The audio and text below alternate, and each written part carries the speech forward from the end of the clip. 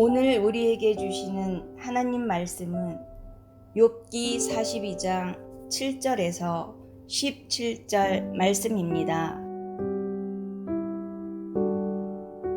여호와께서 욥에게 이 말씀을 하신 후에 여호와께서 대만 사람 엘리바스에게 이르시되 내가 너와 내 두 친구에게 노하나니 이는 너희가 나를 가리켜 말한 것이 내 종 욥의 말같이 옳지 못함이니라. 그런즉 너희는 수소 7과 순양 7을 가지고 내 종 욥에게 가서 너희를 위하여 번제를 드리라. 내 종 욥이 너희를 위하여 기도할 것인즉 내가 그를 기쁘게 받으리니 너희가 우매한 만큼 너희에게 갚지 아니하리라. 이는 너희가 나를 가리켜 말한 것이 내 종 욥의 말같이 옳지 못함이라. 이에 대만 사람 엘리바스와 수아 사람 빌닷과 나아만 사람 소발이 가서 여호와께서 자기들에게 명령하신 대로 행하니라. 여호와께서 욥을 기쁘게 받으셨더라. 욥이 그의 친구들을 위하여 기도할 때 여호와께서 욥의 곤경을 돌이키시고 여호와께서 욥에게 이전 모든 소유보다 갑절이나 주신지라. 이에 그의 모든 형제와 자매와 이전에 알던 이들이 다 와서 그의 집에서 그와 함께 음식을 먹고 여호와께서 그에게 내리신 모든 재앙에 관하여 그를 위하여 슬퍼하며 위로하고 각각 캐시타 하나씩과 금고리 하나씩을 주었더라. 여호와께서 욥의 말년에 욥에게 처음보다 더 복을 주시니 그가 양 14,000과 낙타 6,000과 소 1,000겨리와 암낙이 1,000을 두었고 또 아들 7과 딸 3을 두었으며 그가 첫째 딸은 여미마라 이름하였고 둘째 딸은 그시아라 이름하였고 셋째 딸은 게렌합북이라 이름하였으니 모든 땅에서 욥의 딸들처럼 아리따운 여자가 없었더라. 그들의 아버지가 그들에게 그들의 오라비들처럼 기업을 주었더라. 그 후에 욥이 140년을 살며 아들과 손자 4대를 보았고 욥이 늙어 나이가 차서 죽었더라.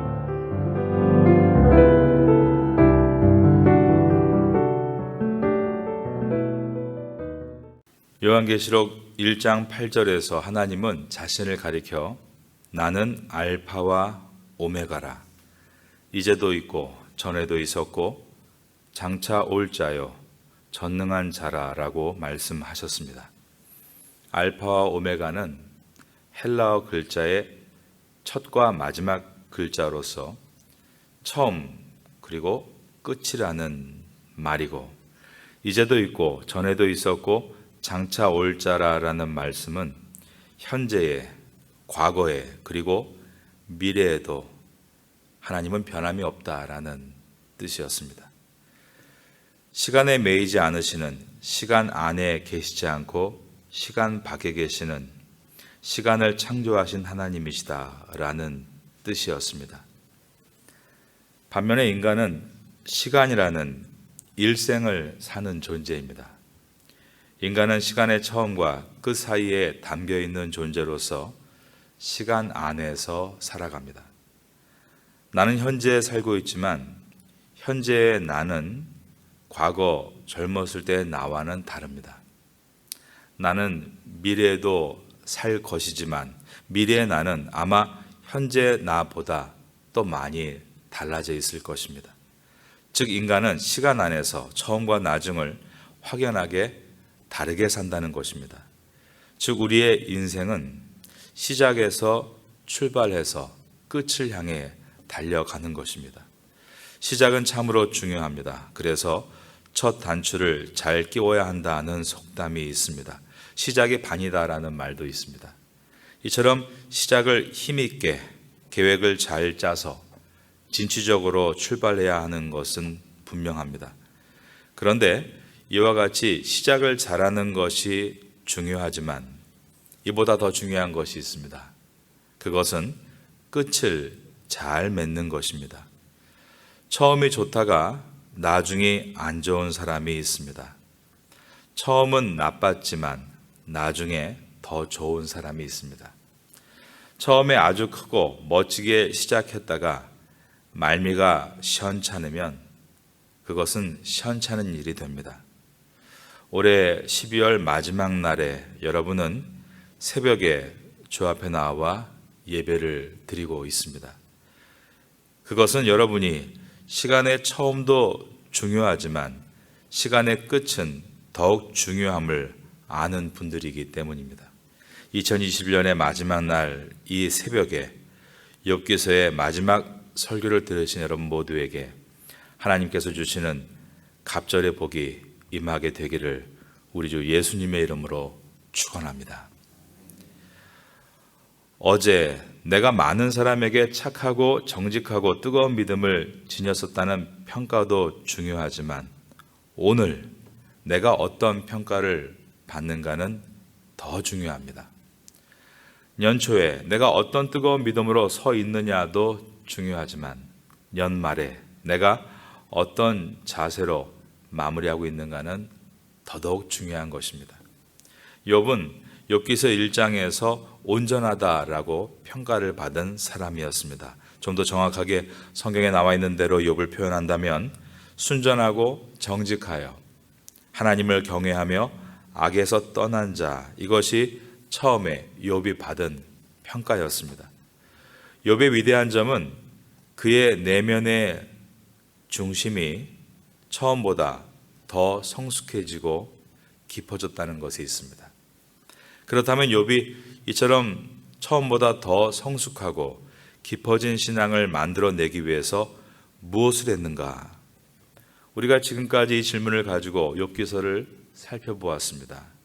그런데 욥은 외형적으로는 별다르게 이를 두드러지게 한 것은 없었다는 것을 보게 됩니다. 그 대신에 여러 가지 무서운 시련들을 겪어 나아갔습니다. 욥은 아들 7에 딸을 셋을 둔 그리고 그들을 모두 하나님을 경외하며 서로를 우애가 좋은 자식들로 키워낸 자식 농사를 잘 지은 사람이었습니다. 그런데 하루아침에 모든 자식들을 잃고 말았습니다. 그리고 가축과 일꾼들, 즉 자산들을 모두 약탈당하고 말았습니다. 게다가 엎친 데 덮친 격으로 몸에 병이 들었는데 발바닥에서 정수리까지 악창이 돋아서 얼마나 몸이 가려웠던지 무너진 지토에 앉아 옆에 있던 기와 조각으로 몸을 긁으며 괴로워했습니다. 욥기서에서 아주 유명한 성경 구절이 욥기서 8장 7절인데 내 시작은 미약하였으나 내 나중은 심히 창대하리라. 이것은 친구들이 욥을 위로했던 말입니다. 근동 지역에서 가장 부자였던 욥의 형편이 지금 친구들 앞에서 얼마나 초라했던지 친구들은 욥에게 자네 지금 이렇게 미약하지만 나중은 심히 창대하게 될 것일세 라는 위로를 들어야 될 정도로 욥의 처지는 초라해져 있었던 것입니다. 이때에 욥이 한 일이 있습니다. 그는 고난을 피할 수는 없었지만 그 대신에 그 고난을 정면으로 통과하면서 끝까지 인내했던 일입니다. 인내라는 중요한 주제가 욥기서에 나오고 있습니다. 그랬더니 고난의 터널 끝에서 갑절의 복을 받았다라고 되어 있습니다. 인내의 참을 인자는 칼도자에 마음 심자가 놓여 있습니다. 마음을 다스리는 것이 인내의 뜻입니다. 욥은 마음이 굳건한 자로 끝까지 이 모든 것에 인내하고 있었습니다. 그랬더니 하나님의 회복이 시작이 됐습니다. 욥이 갑절의 축복을 받은 이유는 오직 한 가지밖에 없습니다. 끝까지 인내했다는 것입니다. 신약 성경인 야고보서가 이 내용을 증명합니다. 야고보서 5장 11절에 보면 보라 인내하는 자를 우리가 복되다 하나니 너희가 욥의 인내를 들었고 주께서 주신 결말을 보았거니와 주는 가장 자비하시고 긍휼히 여기시는 자신이라 라고 했습니다. 내 시작은 미약하였으나 내 나중은 심히 창대하리라. 친구들의 말처럼 그는 그 고통의 오늘보다 장대하고 밝은 내일의 모습으로 회복되었습니다. 그런데 그 이유는 다른 것이 아니라 끝까지 믿음을 지키고 인내할 때에 이루어진 결과였습니다. 우리 모두도 끝까지 인내함으로 욥과 같은 갑절의 복을 받게 되기를 다시 한번 주님의 이름으로 축원합니다. 끝까지 인내하는 자에게 어떤 복을 주시는가? 첫째는 궁금증을 풀어주십니다. 5절과 6절을 한번 보겠습니다. 내가 주께 대하여 귀로 듣기만 하였사오나 이제는 눈으로 주를 배움나이다. 그러므로 내가 스스로 거두어 드리고 티끌과 제 가운데에서 회개하나이다. 이것은 하나님께서 욥에게 깨달음을 주신 것을 보여줍니다. 하나님 앞에 왜요라고 물었던 욥이 하나님의 섭리를 이해하고 머리 숙여 회개했습니다. 이것은 우리에게 신앙적인 도전을 줍니다. 우리도 인생에서 하나님께 궁금한 것이 많고 많은 질문을 던지는 것입니다. 모르는 것은 모른다고 솔직하게 고백하고 질문을 하는 것은 옳습니다. 그런데 왜냐고 물으면서 그냥 주저앉아 낙심하고 있는 것이 아니라 지금 그 이유를 다 모른다 할지라도 끝까지 인내하며 믿음의 길을 걸어갈 때 하나님께서 갑절의 복을 주시는데 그 갑절의 복에는 깨달음의 복도 포함된다는 것입니다. 내가 주께 대하여 귀로 듣기만 하였사오나 이제는 눈으로 주를 배움나이다. 하나님을 향한 이해하는 사고가 활짝 열렸다라는 뜻입니다. 우리에게 환경만 갑절로 열리는 것이 아니라 우리의 심령 속에 하나님을 향한 이해와 믿음의 깊이도 갑절로 열리게 될 수 있기를 주님의 이름으로 축원합니다. 이처럼 끝까지 인내할 때 내 속에 궁금증이 풀어지는 은혜가 있습니다. 두 번째로 사람과 사람 사이 일어난 오해가 풀어지는 은혜가 있습니다. 욥의 세 친구는 욥을 오해했습니다. 전체 42장 중에 4장부터 37장까지 욥은 친구들로부터 수많은 오해를 받았습니다. 그들은 욥을 잘 몰랐습니다. 그들은 욥이 고통을 당하는 것이 하나님 앞에서 잘못해서 벌을 받는 것이라고만 생각했습니다. 욥은 이와 같이 대단한 오해를 긴 시간 동안 받으면서도 끝까지 인내했습니다. 그랬더니 어떤 갑절의 복이 임했는가? 7절을 보겠습니다. 여호와께서 욥에게 이 말씀을 하신 후에 여호와께서 대만 사람 엘리바스에게 이르시되 내가 너와 내 두 친구에게 노하나니 이는 너희가 나를 가리켜 말한 것이 내 종 욥의 말같이 옳지 못함이니라. 하나님이 욥과 친구들 사이에 판결자가 되어주셔서 욥에 관한 오해를 말끔하게 풀어주셨습니다. 8절입니다. 그런즉 너희는 숫소 7과 숫양 7을 가지고 내 종 욥에게 가서 너희를 위하여 번제를 드리라. 내 종 욥이 너희를 위하여 기도할 것인즉 내가 그를 기쁘게 받으리니 너희가 우매한 만큼 너희에게 갚지 아니하리라. 이는 너희가 나를 가리켜 말한 것이 내 종 욥의 말같이 옳지 못함이라. 이처럼 욥에게 가서 번제를 드리는 예식을 하게 하심으로 그들이 정식으로 욥에게 사과할 수 있는 기회를 만들어 주셨습니다. 하나님은 공의의 하나님이십니다. 그리고 하나님은 우리의 판결자가 되십니다. 그러므로 우리가 해야 할 일은 끝까지 참고 진실되게 믿음을 지키며 맡은 일을 해 나가는 것입니다. 그러면 하나님께서는 관계의 오해도 풀어주시고 인간관계에서도 갑절의 복을 주시는 것입니다. 교인들 가운데 가끔씩 자신의 정당함과 억울함을 표현하면서 교회를 안 나오는 사람들을 보게 됩니다. 그런데 여러분, 가만히 생각해야 합니다. 그것은 그의 정당함과 억울함은 둘째 치고라도 끝까지 참지 않는 것에 있습니다. 만일 욥이 하나님과 세상 앞에 이토록 정직하게 살았음에도 불구하고 이런 고난이 억울하다고 하나님을 등지고 친구들을 밀어냈다면 어떠한 결과가 일어났을까 한번 상상해 보시기 바랍니다. 그런데 사람은 타인의 운명은 쉽게 예상하면서도 자신의 운명을 예상하지 못할 때가 의외로 많다는 것입니다. 그리고 인내하지 못한 것은 하나님의 영광을 떨어뜨리게 한다는 것을 기억해야 합니다. 욥기서의 서두에서 하나님은 이렇게 돼도 욥은 꼭 인내할 것이다 라고 하셨습니다. 그런데 마귀는 이렇게 되면 욥은 반드시 포기하고 하나님을 원망하고 떠날 것이다 라고 했습니다. 그러므로 욥이 인내하지 못하면 자신만의 실패로 끝나는 것이 아니라 하나님의 영광을 추락시키는 일이 되는 것이었습니다. 하나님은 욥만을 기대하고 계신 것이 아닙니다.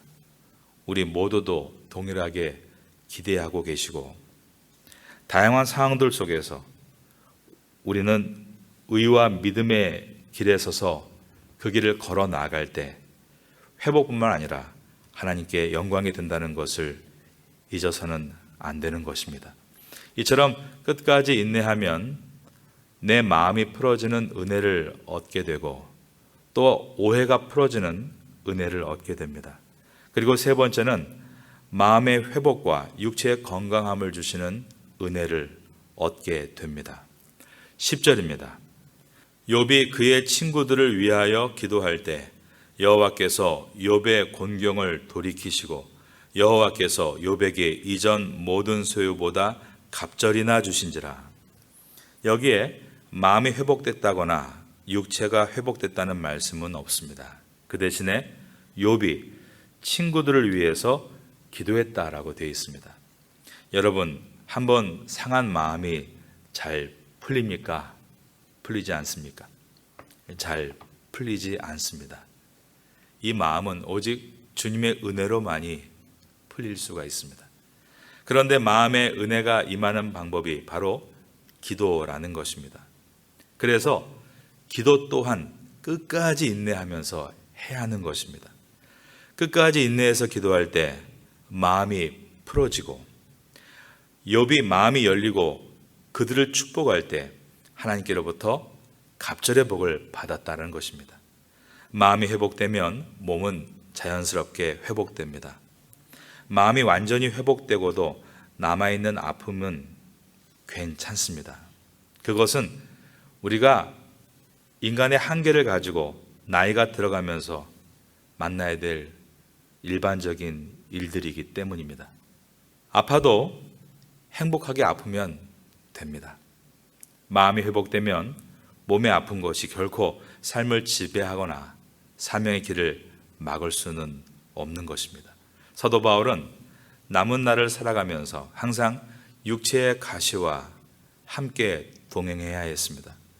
하지만 그것으로 그의 사명의 길이 멈춰지거나 방향이 바뀌었던 일은 없습니다. 인내, 이것은 이와 같이 하나님 안에서 모든 것을 순기능으로 만들어 갑니다. 인내했더니 마음의 회복이 일어나고 마음이 회복되니 갑절의 복이 임하게 되는 것입니다.